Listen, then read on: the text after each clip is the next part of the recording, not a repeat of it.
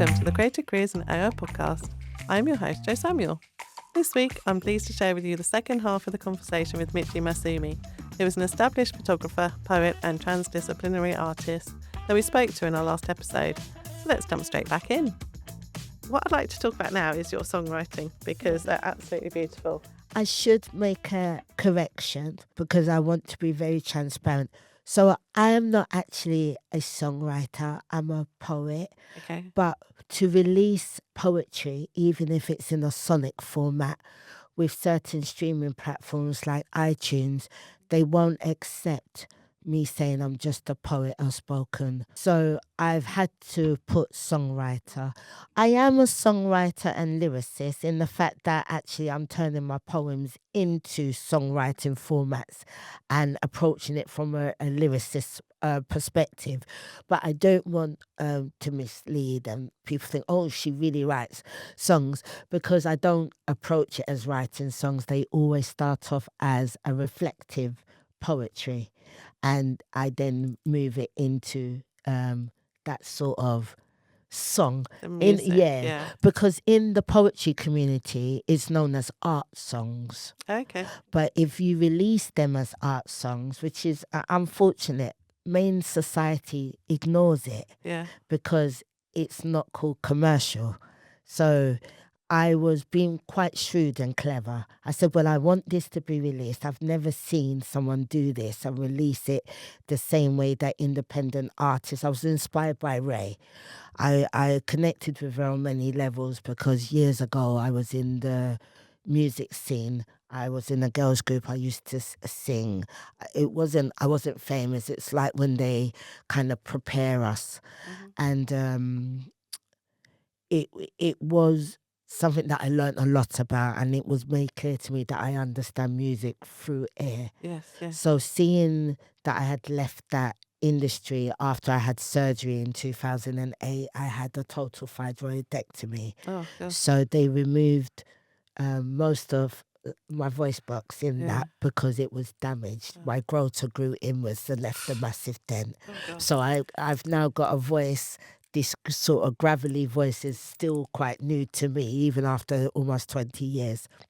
And so Ray inspired me because I talk about it in the poems.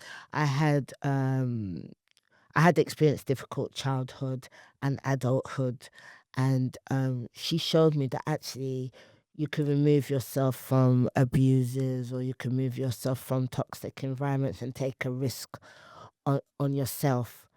And I was like, okay, I'm really scared to show this world like what I'm doing.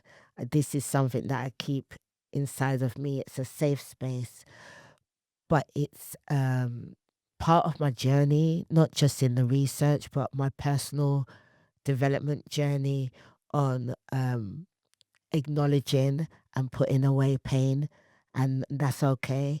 And I think that my sonic poetry, which are oral histories and oral history as well, stories, I think it gave me that platform to do it. And I think the emotions, or maybe where I'm feeling in that moment when I write those poems, is reflected in the type of AI-assisted vocalists I create and the way they sing, but also in the musical composition that I create, the style of that composition, down to how many BPMs per minute. So whether I'm going to do, a lot of my songs are between 89 and 126 beats per minute. I did that deliberately because it connects with my pattern sequence and repetitiveness of how my neurodivergencies work. But also, music is the way I've always communicated when I struggled with neurotypical life. And so it just really made sense to create the beat in a neurodivergent way, and hopefully it will connect with other neurodivergent people, but also neurotypical people.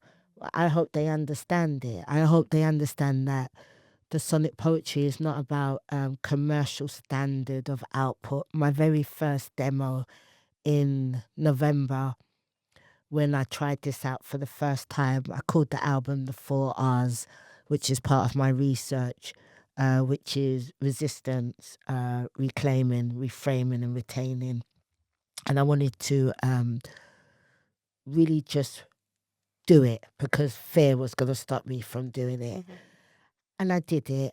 And the output was there's a bit of tinning in all of those songs. And I still released them and I still put them on YouTube. And I knew that people would probably go, oh, it's a bit tinny. But actually, I was so surprised at how popular some of the songs were.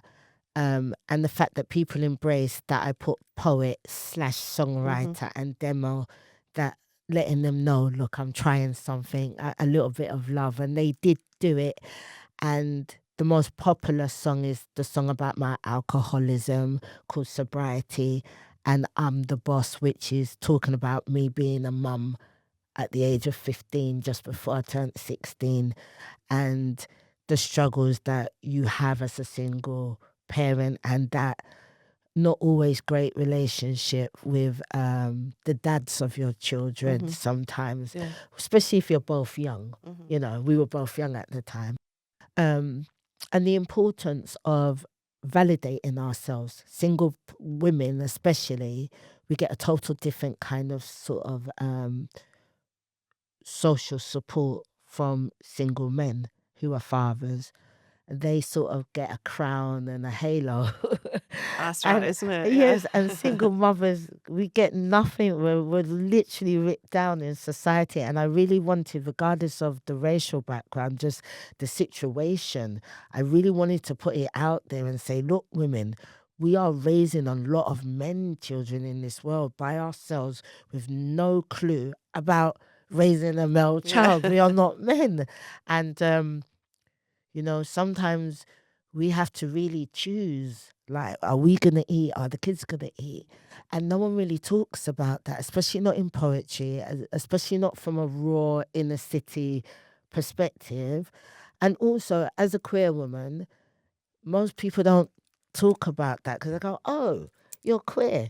So people don't put that conversation in the queer. I always say queer. I own the queer word. I'm an older woman and it was used in a negative way before. So I use it now as a form of resistance. So just so if it does offend anyone, I do apologize. But for me, it's a powerful to own it. But all of these conversations, when I sat down, I didn't intentionally write the poems that way. I write poems very much, it just comes. And I have friends that I have to say, grab a pen and paper.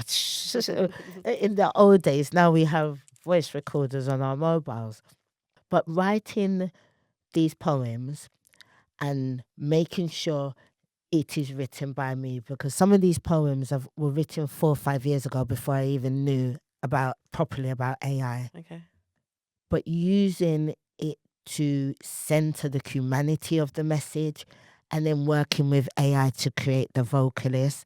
And again, I use Sunny AI, which is the leading AI music producing studio in the world at the moment. And I used it last year before it got its updates and changed the most recent policies and laws. And when I used it, there's an option to use AI. I can honestly say I don't know what that does. Oh. I have no clue. The amount of people that ask me, like, so I don't know, I've never used the AI on the AI.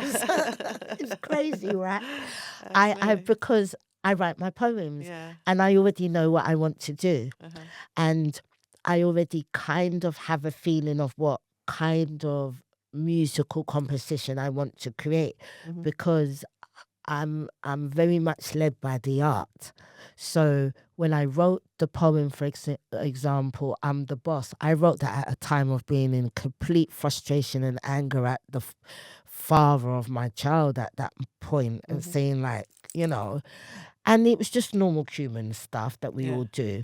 But when I look back now and I added the music to it, I realized, you know, I was able to reflect and say, actually, you weren't really angry at him. You were angry at yourself because you didn't have enough, maybe balls, gumptions to take control of what you can control, which is only oneself.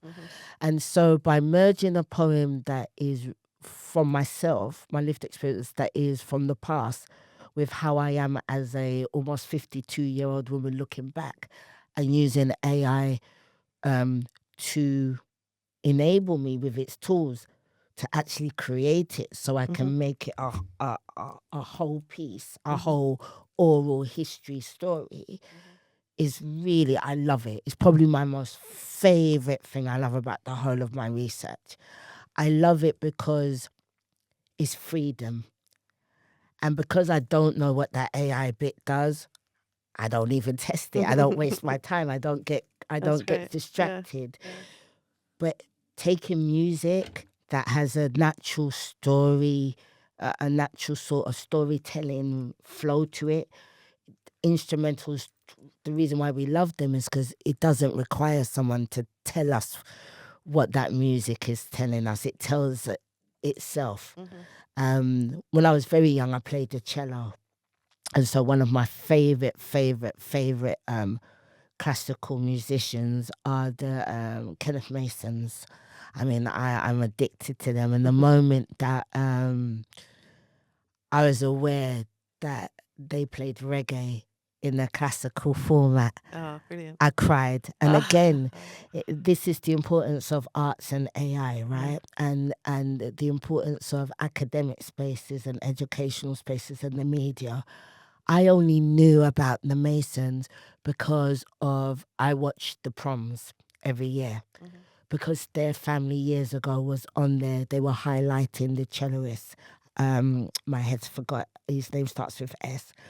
And then I watched the documentary about their family, and they all played different instruments. And from then I was really struck. I'd never seen a black classical musician person really prominent in the media, and we're in Western world. So that alone was indication for me that it's okay to let the world know, yeah, I'm a hip hop jungle garage girl, but I also love Patsy Cline country western, and I'm an avid fan of classical music. I just never know the names of all the different concertos, but you play it, I know I can whistle it, kind of thing. And having that freedom with Ray, and I think I'm at a stage of my life where I'm a bit more confident. I'm a bit more fearless. You know, you get nervous showing your art. All our creative people do, because it is subjective, and you put your, you know, your heart and soul into your work.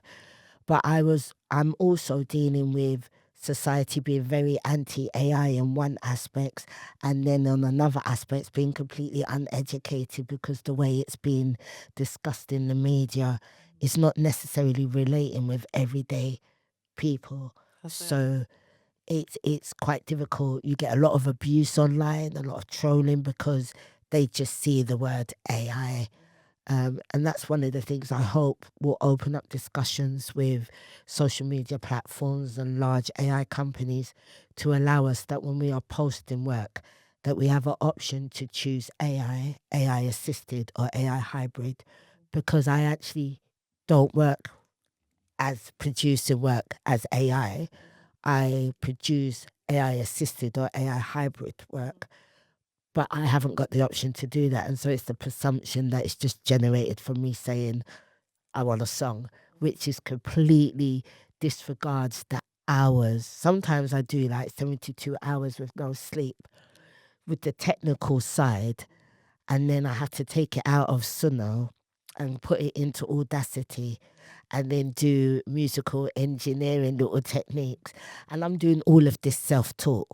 Like, I'm literally making errors, figuring out things, and then I've built a chat GPT specific for this project, so that when I ask a question about a word or a musical note I don't understand, chat explains it to me with the icons and emojis, and in neurodivergent friendly language. and then it clicks, and then I go Okay, back and I yeah, can build. So I'm using it also for my disabilities, which is something I discuss a lot. Um, Everything I do is my voice, my opinion, my direction, my concepts, and my final outputs. But I'm very honest and transparent that I do use AI to assist me both with just understanding and accessing the jargon within the industry that is not my primary industry. But also, I use it to help me experiment and to challenge how far I can push sonic poetry as a recognized form of oral history and a new form of archiving as well. So again, it's an assistant, like it Yes. is with your visual work. It's an Yes. assistant. You've got the authorship. You write the poems, and you're just using AI to kind of bring the music together. Yes. So I should be, there's two different, with the visuals, that officially is a combination of AI hybrid Mm-hmm. and the AI assist. Because the hybrid comes from the fact that when I do prompt it, obviously the machine would choose how it will layer and show me Yes. that Yeah. output. So I have to acknowledge there's a level of it that I'm not controlling. And so that's why I try and be really transparent. But in regards to the poetry, that's 100% AI assist. Okay. Some people say, oh, isn't it AI hybrid because the vocalist is created with AI? And I say, well, no, because I've told AI Yeah. how I want that song to be in regards to the vocalist. So for a real good example is I will write a poem, and the poem doesn't have, a lot of my poems I just write in free flow. So I don't break them into verses or that. Okay. Okay. Because I very rarely, if ever, change my poem. Once they're written or I've vocally recorded them, I don't go back and edit. But I have been softened by Common Ground Poetry Group, who I've been with for a year, who helps critique my work and help me grow with developing my style of poetry, in the fact that because I'm autistic, I'm quite fixed. So the idea of going and changing my poem, even if it's one word, it for me in my head, it registers that I lose the authenticity Okay. because I'm Yeah. capturing that rawness in its Yeah. most raw. Yeah. But what's been great, they've been able to teach me, keep that, but then play around still and keep those. Okay. That's So it's nice. simple Yeah. things like Yeah. that my brain will completely Yeah. skip because it's fixed on the the rawness, keep the rawness. So I thank Fantastic. them. But what happens is then I keep the poem, but I start to look at it from a songwriter's perspective and a lyricist. So do I want the first line to remain the first line of the poem? Or actually, because this is sound and it will have one of my digital artworks as the cover for the track, I now really want to make sure it embraces and it becomes a cohesive project, each track. And so I read my poems and I critique it, and that's where the decisions come. Sometimes I don't have an intro, it's just instrumental. Other times I choose to use soft spoken poetry words. Other times I choose to make a part of a verse become the intro through the singing or maybe harmonies, choirs. I will create interludes, outros, studio fade outs, sometimes non-studio fade outs, and then we start to move to the beats per minute, the BPMs.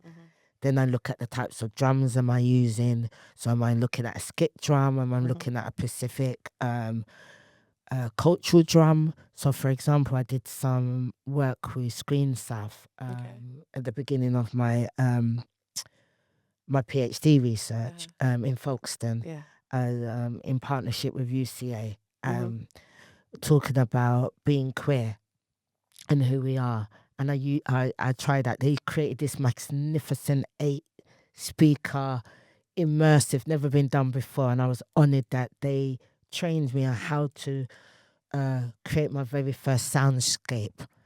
and I was so bad at it and so stressed. I said I was leaving, and they were brilliant. They said, you can do this. Just don't try and make it neurotypical. And that was the moment another creative organization had said, don't try and be neurotypical. Don't try and be a white male.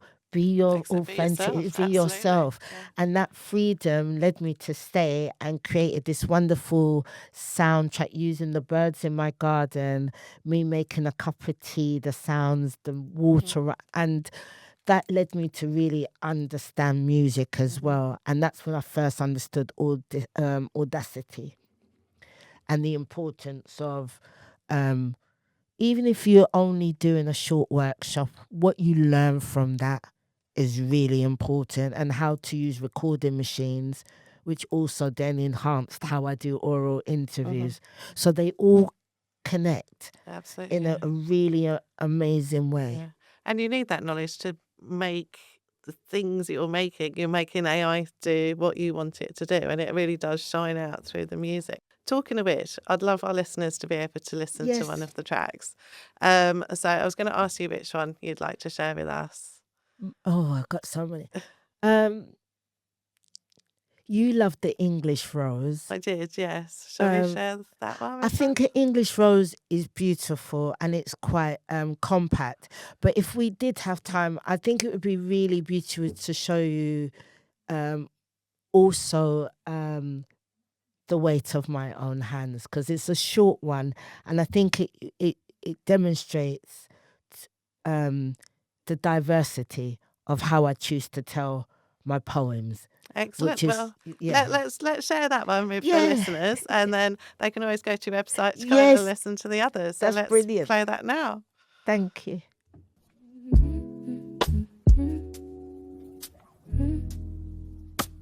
The weight of my own hands.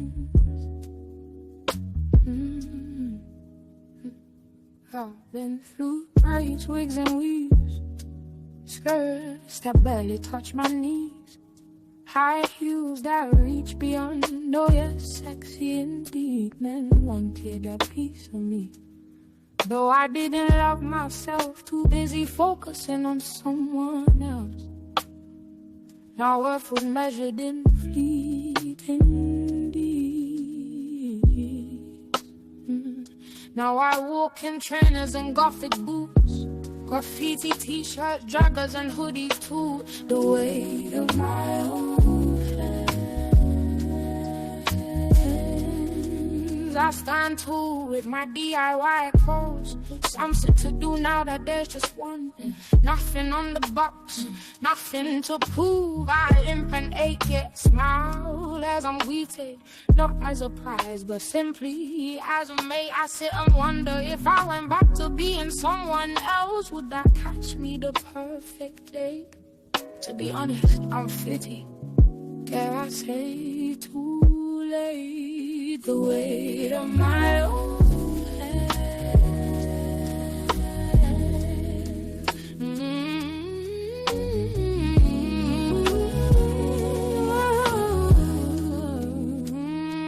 My black book lies unopened as I tire of chasing men.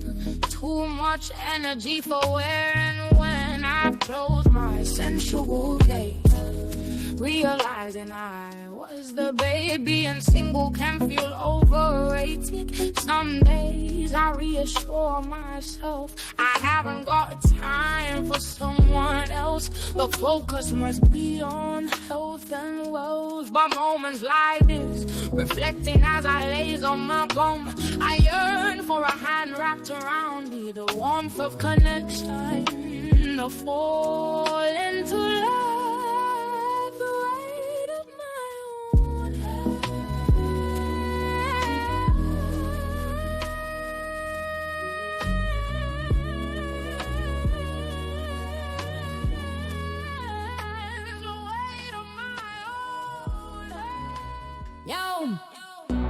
Michi Masumi Pt2 mic. Medway River lit, shelling down the place. Climate justice, culture and truth, take back for your mess. Me don't do slack, me don't do chat, me bond the act. You know when me think about climate, me think about back home and the places where full up a western world throw syndrome. Beaches mash up plastic in the sea, but them not live there. How we feel the misery, them consume fast like things not have no worth, and them not ask where it go when you leave from them turf. Me hear pan the news a little girl can't breathe, London you full of poison, me heart start to grieve. Take for your mess, me say take it back. Take for your mess, me say take it back. Take for your mess, me say take it back. Take for your mess, me say take it back. Take it back, take it back, take it back, take it back, take it, take it back, take it back, take it back, take it back, take it, take it, take it.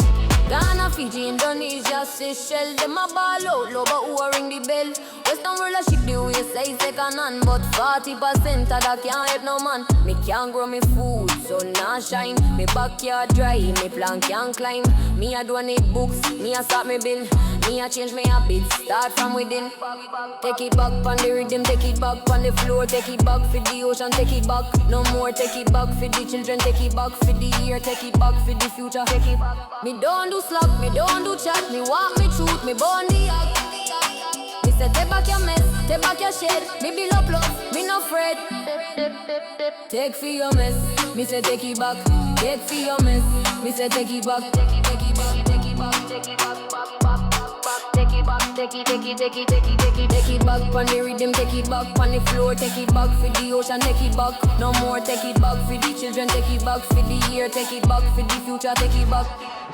Take it back, take it back, take it back, take it back, take it back, take it, take it back, take it back, take it back, take it back, take it back, take it, take it, take it. Take for your mess, me say take it back. Take for your mess, me say take it back. Take it back, take it back, take it back, back, back, back. Take it back, take it, take it, take it, take it. Me nah joke, me nah lie. Ghana, Fiji, Indonesia, Seychelles, them a ball out low, but who a ring the bell? Western world a ship the way say second hand, but 40% of that can't help no man. Me can't grow me food, sun not shine. Me backyard dry, me plant can't climb. Me a don't need books, me a start me bin.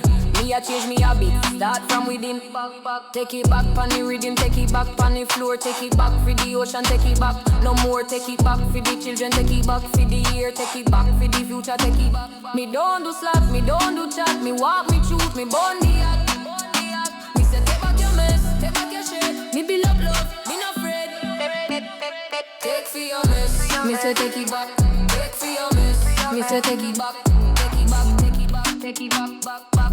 Back, take it back, take it, take it, take it, take it, take it, take it back on the rhythm, take it back on the floor, take it back for the ocean, take it back. No more, take it back for the children, take it back for the year, take it back for the future, take it back.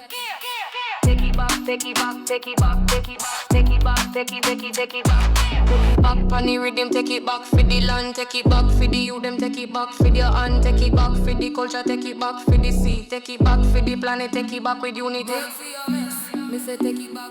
Take for your mess, me say take it back. So thank you. Can you tell us a little bit more about that track that we just listened to? Right, so this track, there's a track in my collection called Take Back for Your Mess.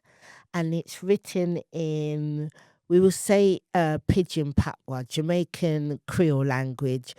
It's not as strong because obviously I'm British. And, even though I'm British, West Indian and Ecuadorian. So I've deliberately kept those nuances that says it's patois and kept the title that way. But what's great is actually about the environment. And I put a green recycling sign on the artwork so people could see that it's actually a really conscious poem about the world and what we're doing to the world, but actually from a really strange position, because a lot of the waste from the Western world goes to the countries that my parents, grandparents, ancestors come from. So when they're dumping the waste there, they're dumping it saying, well, it's because it's usable material.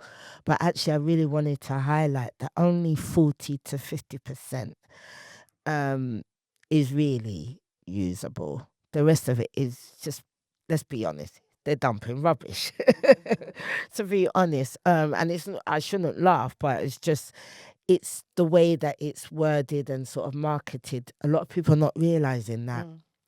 And I felt I was in a really weird situation because I'm very westernized, as my families would say. It's how we communicate. And so as a westernized English person, a lot of us, we see recycling or carbon footprint or what we're doing to the environment in quite small ways. I know it from the council saying which colour bin I have to put stuff in it. And in my head, I'm doing a massive contribution. But actually, after attending a wonderful literature event with, I'll give you the name, but Dr. Matthew, he's a worldwide, is it ecologist? Ecologist, That's right. He listened to this and loved it. He was talking about actually our recycling is a really small drop in the ocean, but please continue. So I thought, okay, I feel really bad. I thought I was saving the world. We are, if we all do it. But what was great is I've never seen someone write a poem from a black woman's perspective using our Creole, our natural mother tongue language, in that poem or in that song, or singing a song that's so cultural. When we think about anything to do with the environment, the face is never a person of color. It's almost like we don't have an opinion on it, but it is the global majority who are people of color that are actually paying the price. So I found that contradiction quite strange, and I thought this was a nice way to kind of raise the highlights that I wanted to raise, but also put a stamp on it and kind of say to the world, yes, black people care about the environment too. It's not a race thing, it's a planet thing. Everyone on the planet is involved. And being me, I was like, it's got to be reggae.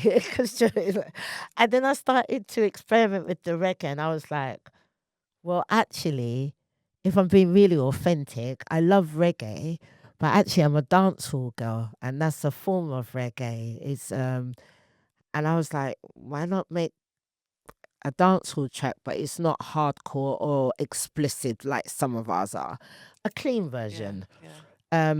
And I thought everyone would take the mick, really. And I did it, and I really loved it. And it was a commission, this poem, by the way. But Medway Rivulet, Wordsmithery in Medway, they do a annual literature event of like over 30 different activities, low cost or free. We have some really famous British authors that come up and visit and do live talks. I mean, it's amazing, as well as musicians and artists / authors. And because I write poetry and I'm their official photographer, I've always just been their photographer. So I was really honored when they said, we love that you kind of were talking to us about a project on. Would you like to sort of write a poem for the launch? And I was like, yeah. And then I thought, well, if I've got an audience like that, I could write about, the beauty of having locks. But actually, I think, and that's beautiful and important, but I thought actually it's very rare you're going to get such a diverse group of people all together. And this is probably a really great time to just raise, global warming and stuff like that in a non-hit you over the head type of way, because that can kind of put people off. That's a great opportunity. Yeah, and also to celebrate being British Caribbean, partly British Caribbean, otherwise the other parts of my ancestries will start rising. You forgot us. But yeah, and it went down really well. I mean, the poem was pretty long. It was pretty long. It was 3 A4s. Oh wow! Yeah, it's pretty long. But it's amazing that when you transfer it into sonic form, oral form, you find that actually it doesn't feel so long. Because how you compose the music can really create space where there wasn't space in the poem, or maybe a different type of space. or it can take away where you have too much space and kind of just give it that extra flow. So I've learned a lot. It's not easy going from poet to songwriter, and I didn't look at other songwriters for inspiration because I didn't want this to become commercial music, even though I love other people. I just know the words of the songs and I love them. But for me, it was about sharing the exploration with everyone. Like everything you're seeing visually, me opening the Black Art Hub, me starting the Benjamin Zephaniah Library as archival for digital. So they're non-tangible archivals, which is where these poems and artworks will end up. And the sonic poems, they are 100%, you're seeing a real neurodivergent person not holding back. These are concepts that are spontaneous, and instead of questioning them as I would usually for it to fit for a neurotypical audience, what I've gone and done is said, for the authenticity of the research, you're not going to think twice, just do it. And I'm really glad. And if I didn't do this research, this would never be out. Oh, that's it incredible. Wouldn't. So yeah, I think it's really important to kind of take platforms like that and make it really worthwhile and do something which is actually going to make a difference and make people think and change their behaviors in some way. And it's helped me as well. I think I've unmasked. Since I started this research, I've started to unmask. I spent 40 years masking as a neurodivergent person, and the works that I'm doing is part of that journey. So it's not only going to be something that at the end of my PhD, hopefully this year, I finish and I'm successful with getting my doctorate. But I would like to take it, yes, into my career. But it will always stay as part of my artistry because it's part of me. And I think I love the fact that I am a transdisciplinary and multidisciplinary artist. Is brilliant for the neuro mind because I'm not trapped. I've got so many outputs. It's such an inspiration as well to a lot of our listeners and to a lot of our students listening. Thank you. To finish off, I've just got one last question that I ask all the guests who come on the show. This is specifically for students, creative students, hoping to get into either the industry as a photographer or even a music producer or a creative artist. Have you got any advice for them? Yes. Be unapologetically yourself. There is room for you, I promise you. And if there isn't room for you, do what I did. I stopped knocking on doors and I created a space for me that has no doors. So everyone's welcome. You will get knockbacks. Do not let that deter you. Make that be your motivation. And the world might be walking downhill and you're walking uphill, but there's a point where you will meet, and always remember that. But enjoy it. I'm a mature student, so I never touched a camera in my life until I was 44, 45. Wow, really? So I did my bachelor degree while learning how to work a camera. Yeah. I had no idea. I was too poor. I had 10 kids, single mum.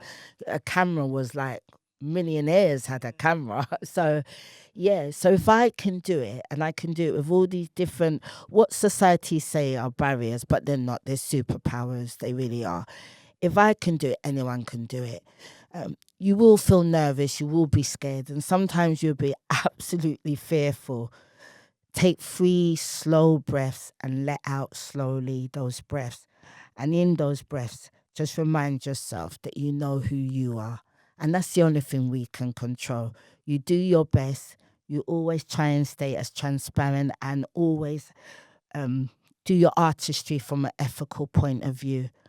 And be open to learning and being open to share. And enjoy the ride. Wherever it takes you, it will take you somewhere that you need to be. Oh, well, that's brilliant advice. Thank you so much, Michi. And thank you for joining me today. I've really enjoyed talking to you. Thank you so much for coming along. Thank you. Thank you, Jo. Thank you, everyone. Blessings. Oh, thank you. And join us next time on the Creative Careers in AI podcast.